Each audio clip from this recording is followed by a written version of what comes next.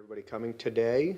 We are here to provide an update on two different cases. First, we're going to give you an update on our homicide, which occurred yesterday. Doing that will be Lieutenant Brian Crum.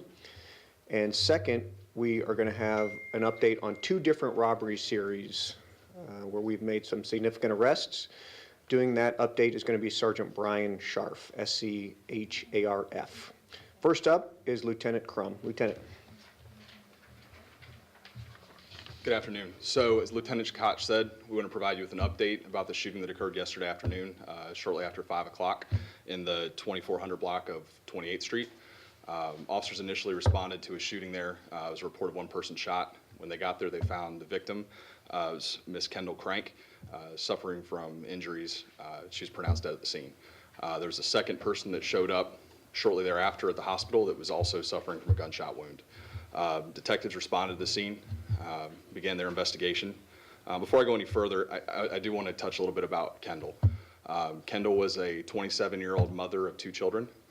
She was attending college to be a nurse, and she was just going about her daily life. So that makes this even more tragic, is the fact that she was just doing what everyone else does any other day of the week. So detectives worked through the night. That's the Homicide Unit in conjunction with the Firearms Enforcement Unit. And as a result, we were able to identify 3 suspects. That's Tychus Doby, born 8/15 of 1996, Adonis Smith, born 6/7 of 2001, and Marquise Smith, born 10/11 of 1994. They've all been charged in connection with her murder. They're each charged with 1 count of murder, as well as a count of discharging a firearm into occupied conveyance in motion. Marquise Smith has also been charged with possession of a firearm by a convicted felon, as well as possession of drug paraphernalia. We wouldn't have been able to resolve this case as quickly as we did without the help of our community. As always, they're our best asset in solving these cases. However, we are still asking for anyone with information about this case to come forward. They can contact us at Crime Stoppers at 704-432-TIPS, or, I'm sorry, that's the tip line, or Crime Stoppers at 704-334-1600. I want to, again, just reiterate the fact that our community is really critical in solving these cases, and we still need witnesses to come forward. Lieutenant, how do you tell the family something like this? I mean, how do you tell them? You know, that's the hardest thing that we do as detectives, especially when it's unexpected, right? Somebody's there 1 minute and they're gone the next. There's no easy way to tell somebody that. Just tell them the truth and try to be there to support them. So we as detectives are very victim-centric. I've gotten to know a lot of our families over the years. They kind of become part of our family, both as a detective, as an organization. And our victim support services also responds out there to help us to make sure that we care for our victims and their families after these incidents. Lieutenant, could you, obviously without not looking for the details of the case, but could you give the public an idea of what exactly transpired prior to? So I don't want to go too far into depth with that because it is a very active investigation. What I can tell you is this is more of what we've seen in the past is people resorting to guns to settle their differences. Can you say if, were they in another vehicle or were they standing? I'm just trying to get an accurate idea. I can tell you at one point there was some shooting from a vehicle. Beyond that, we need to hold on to that because we're still investigating all the circumstances. Were those the guys who were firing at each other, 3 who were arrested, were they in parties exchanging fire, or are we still looking for people connected to this? I don't want to share too much because at this point, like I said, it's an active investigation. We're not looking for additional suspects at this time. Lieutenant, what do you know about the person who showed up at the hospital who was shot? I'm sorry, I forgot to provide you with that. So that was Tychus Doby. So Tychus Doby was shot during this incident. Lieutenant, can I ask for clarification? At one point they were in a vehicle. Is that what you said? Yes, ma'am. So the incident started at that intersection in the parking lot. As you guys saw yesterday, there was, we were marking evidence in that parking lot of that shopping center. And at some point, shots were fired from a vehicle that was involved in the incident. That's about all I can share. I guess all I'm trying to understand, I'm not pushing for any details. No, that's fine. I'm just trying to understand the accuracy. If there were 3 of them in the vehicle together, were they shooting, 2 of them shooting at the other one? I'm just trying to... All three of these individuals were together. In the vehicle? I don't want to go beyond that. I can say the 3 of them were together.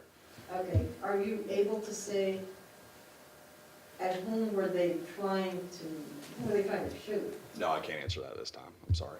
Can you tell us how many shell casings were found at the scene? I don't have that number. There's a lot. Like tens? Yes, 10s would be a fair number, a lot. Okay, is, the victim related to a CMPD officer? The victims in our cases, their relationships with anyone, it doesn't really impact the way we investigate our cases. We take each victim. I don't want to get into too far into details as far as victims' families or any relationships like that. Obviously, she was a completely unsuspecting, irrelevant bystander to this whole thing. Not saying we're going to find ourselves in that situation, but any tips if you find yourself in an area where people are... Get somewhere safe. I mean, I know it's kind of hard. There's not really a great tip for that. There's not a real good short answer to how you handle that. Get somewhere safe and call us. Okay. We'll send out a press release shortly with the spelling and all the information on those names there. It is a very tragic day yesterday for the community. I mean, I personally drive that way going home from work every day, so I can certainly empathize with the question there. Speaking next on a couple of significant arrests that we made over the last several days on 2 different robbery series, we have Sergeant Brian Scharf. Sergeant Scharf. Good afternoon. Thank you for being here. I just want to go over real quick, like Lieutenant Koch said, a few robbery series we've investigated since about January of this year. One of them started on January 1st. We can attribute about somewhere in the area of 13 cases to 2 different individuals. Some of them weren't robberies. I believe there's other cases involved, an auto theft and a burglary also. Some of them were business robberies. Some of them were persons robberies. In that case, there were also 3 out of the 13 cases were out of jurisdiction cases. 10 of them are within Charlotte. We've currently charged in 7 of those cases. Denzel Orr has been charged with 1 business robbery and 1 persons robbery at this time, and Khari Clary has been charged in 6 business robberies at this time. In the second series we were investigating during this one that started in around about February 14th, we can attribute up to about 8 cases to 2 individuals, one in particular.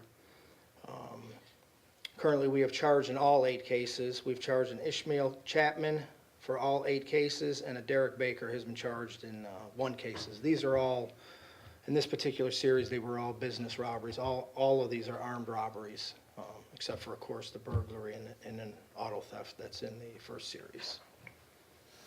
Was there any particular area that they were targeting or any trends that you noticed? No particular area. And, you know, I'll just tell you initially, one of the series with the 8 cases started out as cellular phone stores and then moved on to just about anything. And it just wasn't any particular area. What was the key in being able to crack both of these cases? Well, you know, we, again, like we always do, we use a lot of different resources, a lot of technology. Our crime analysis unit, patrol detectives were involved in a lot of our investigation in this one because of the persons robberies and the the burglary and the auto theft. And then, of course, you know, the out of jurisdiction cases, we coordinated a lot with different out of jurisdiction agencies.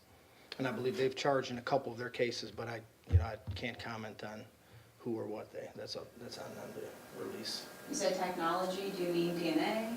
No, a lot of our, just our technology we have throughout the city, cameras, you know, license tag readers, things like that. All right. Thank you, sir. Thank you. We'll also include a press release with that, listing all the case numbers as well as locations and businesses that are affected or that were victims of those crimes. Do we have any other questions that I can? Can you comment on the shooting this morning off Central Avenue in Winterfield Place? Yes, certainly. We had a pretty significant police response out there. We do know, I mean, we sent out a press release a short time ago. I think the only update that we have is that both individuals are being treated for non-life-threatening injuries at this time. So we're still in the active investigation. We don't have any update beyond that. As soon as we do have an update, whether we have suspects that are arrested or what have you, we'll make sure that we update that press release. So a little clarification, because they said that they were non-life threatening at the scene, but then the update came out that one of them does have life threatening. No, they have been both downgraded to the non-life threatening. And they mentioned it being teenagers involved. Is there any connection to them being students at the high school that was right there? I don't know that at this point, but that's something I certainly think that we can clarify for you. And there was a large group. Are you guys asking the public to give you any kind of identification of who might have been out there at the time? Yeah, certainly anybody with any information or who might have been driving by and had witnessed this, we ask them to call Crime Stoppers at 704-334-1600. You can also call directly to speak with the homicide detective at 704-432-TIPS, and they can make sure that we get that information. And can you just speak to that area? Is it unusual that that would happen there? Well, yeah, I certainly think it would be unusual anywhere in the city of Charlotte for an incident like that to happen in the middle of the morning on a Friday morning. Bus stop right there. Is there like surveillance video or anything? Cameras might have caught us? Certainly, that's something that we're looking for. I don't have much more than what I've shared with you that we can share at this time about that incident this morning. Is the incident at the Taco Bell down the street related to that at all, or is that completely separate? I think that's going to be separate. Seems like there's been a crazy amount of gun violence this week. Is that just my perception, or is that you guys feeling the numbers crazy high this week? You know, we've seen this year that we've had a lot of our citizens that do resort to gun violence. I mean, they really escalate the situation. Of all our homicides, all but 3 have been the result of gun violence, and that is certainly, something that we talk about on a continual basis, that we want our citizens to work on de-escalating situations instead of resulting to gun violence. Yesterday is another tragic example of that, as well as this morning, individuals that take small differences and, immediately escalate it to gun violence. I know that obviously when someone is involved in a larger crime, they're charged with, felony possession of a firearm or other things like that. Are there any strategies that the department's implementing to maybe just charge people with firearm possession to act in any preventive way? That's one of our jobs, is to try to help our citizens de-escalate situations, and any time that we can charge individuals to help deter them from committing violent acts like that, we certainly take advantage of that. Okay, thank you all for coming. We'll be sending out several releases shortly. Appreciate it. Have a good day.